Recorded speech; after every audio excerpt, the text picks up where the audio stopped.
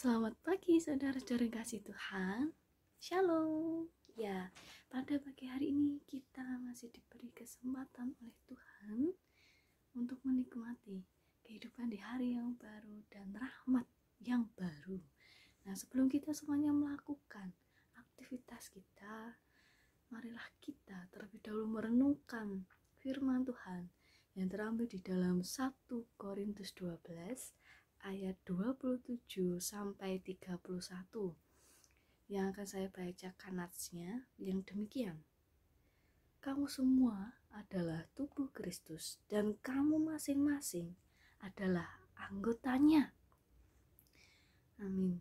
Marilah kita sebelum bersama-sama merenungkannya, kita bersatu dalam doa.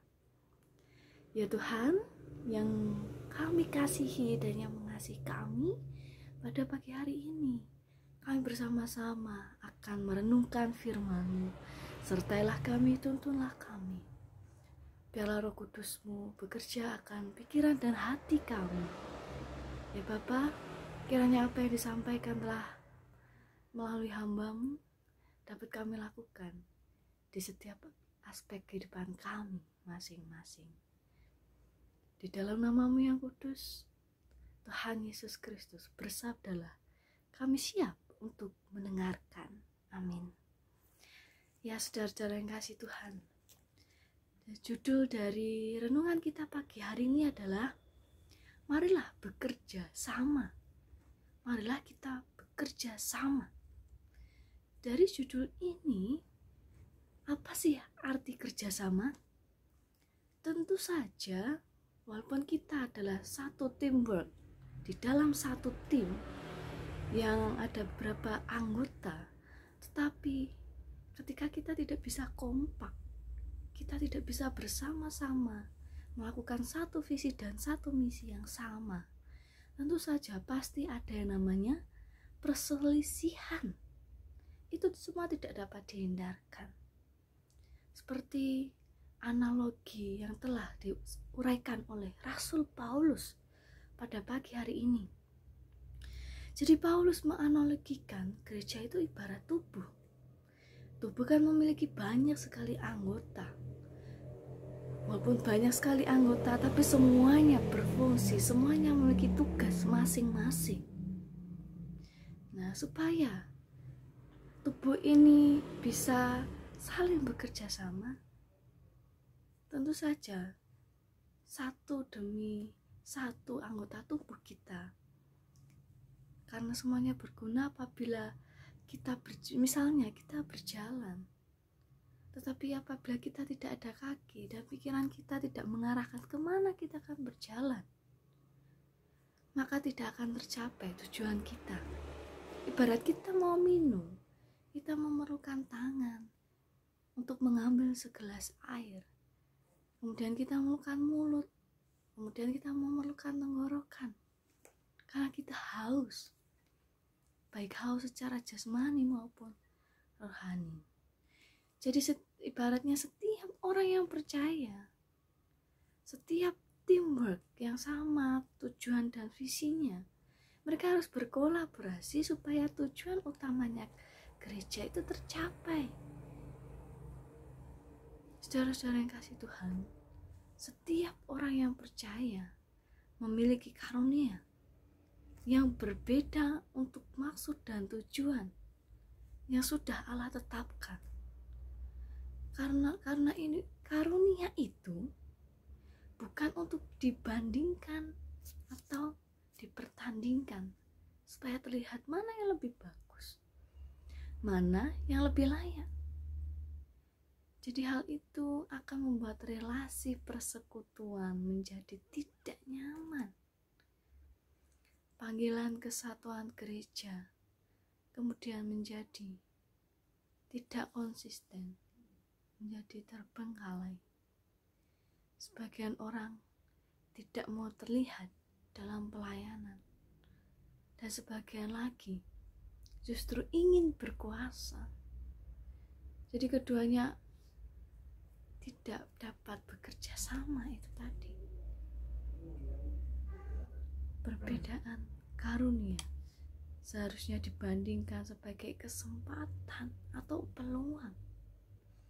Karena berbagai macam corak karunia di setiap jemaat itu tugasnya untuk saling melengkapi satu sama lain. Supaya hal ini tercapai, ayo kita bekerja sama. Jangan menunggu satu dengan yang lainnya. Mari kita sadar diri. Mari kita melihat kalau kita adalah tubuh Kristus. Kita yang menjadi bagian tubuh Kristus, yang memiliki satu visi dan misi yang sama, yaitu memuliakan Allah. Tetapi apabila kita masih saling pada ego kita masing-masing, maka kita masih belum bisa kerjasama antara satu dengan yang lainnya. Maka kita tidak bisa menjadi teamwork yang baik. Kita semuanya bekerja untuk Tuhan. Kita semuanya pelayanan untuk Tuhan. Di dalam gereja, baik melalui dari setiap pelayan, dari Bapak Pendeta, Bapak Ibu Majelis, kemudian setiap komisi terbentuk melalui sistem organisasi gereja, tetapi tujuannya satu, untuk pelayanan, untuk Tuhan, menuntun jemaatnya. Nah, saudara-saudara yang kasih Tuhan, marilah kita bersama-sama saling melengkapi antara satu dengan yang lainnya. Walaupun setiap orang berbeda, di dalam satu tubuh Kristus ini pasti memiliki karunia yang berbeda. Marilah kita melihat itu sebagai peluang. Supaya apa? Supaya kita semuanya saling melengkapi, saling memuliakan nama Tuhan.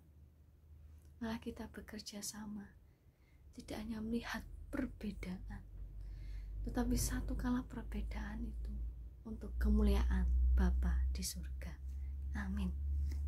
Mari kita bersatu di dalam doa.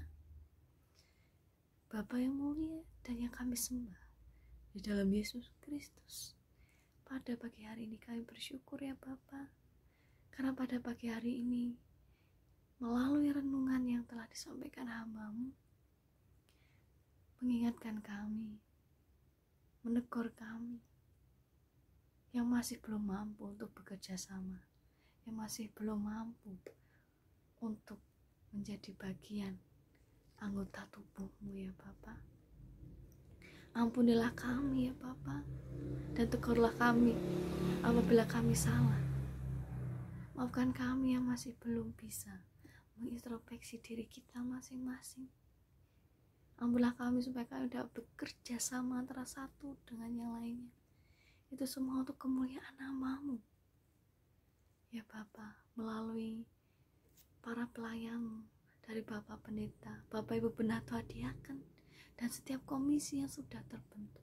Pakailah mereka ya Bapa, karena melalui mereka lah Engkau bersabda, karena melalui mereka lah Engkau menuntun kami, Engkau menyertai kami sebagai jemaat-Mu ya Bapa.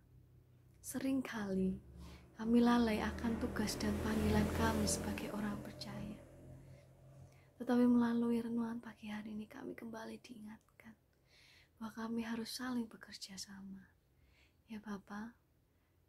Pakailah para pelayan-Mu yang ada di GKJ Jemaat Kertosono ini maupun dimanapun mereka berada, untuk saling membantu satu sama lain, untuk saling bekerja sama, supaya di dalam satu tujuan yang sama kita memuliakan Allah. Dan juga untuk setiap jemaat-Mu ya Bapa, dimanapun mereka berada, yang saat ini sedang bersedih, saat ini sedang berduka, saat ini sedang bahagia, saat ini sedang kecewa, sertailah mereka ya Bapa. Kiranya yang bersedih Engkau berikan sukacita, yang berduka Engkau berikan damai sejahtera, yang sukacita kiranya Engkau senantiasa menyertai mereka, dan yang kecewa kiranya Engkau hibur. Begitu juga dengan setiap pergumulan kami ya Bapa, hari demi hari banyak pergumulan demi pergumulan yang kami hadapi, tetapi kami percaya Tuhan pasti memberikan solusi yang terbaik untuk kita semuanya. Begitu juga dengan warga jemaatmu saat ini sedang terbaring sakit, siapapun mereka, sertailah mereka ya Bapa, dimanapun mereka berada. Yang namanya tidak dapat kami sebutkan satu persatu, tetapi Engkau tahu siapa saat ini yang sedang sakit. Sembuhkanlah, kiranya melalui bilur-bilur-Mu, melalui obat-obatan, mereka dapat sembuh melalui perawatan yang telah dilakukan oleh keluarga juga ya Tuhan. Dan sertailah kami sebagai para pekerja dimanapun kami bekerja, baik di instansi negeri, swasta, dimanapun kami berada. Sertalah kami dalam setiap pekerjaan kami ya Bapa. Lindungilah kami, jagalah kami. Dan juga anak-anak-Mu yang saat ini sedang studi, dari playgroup hingga perguruan tinggi, sertailah mereka, karena merekalah sebagai generasi muda, baik di gereja maupun di masyarakat. Berikanlah mereka roh kebijaksanaan, supaya mereka dapat mencapai cita-cita dan dapat menjadi kebanggaan orang tua. Inilah doa kami ya Bapa, sempurnakanlah dengan kasih-Mu, dan bersama-samalah kita menerima berkat dari Tuhan melalui hamba-Nya yang demikian. Kiranya kasih karunia damai sejahtera menyertai hati dan pikiran kami masing-masing.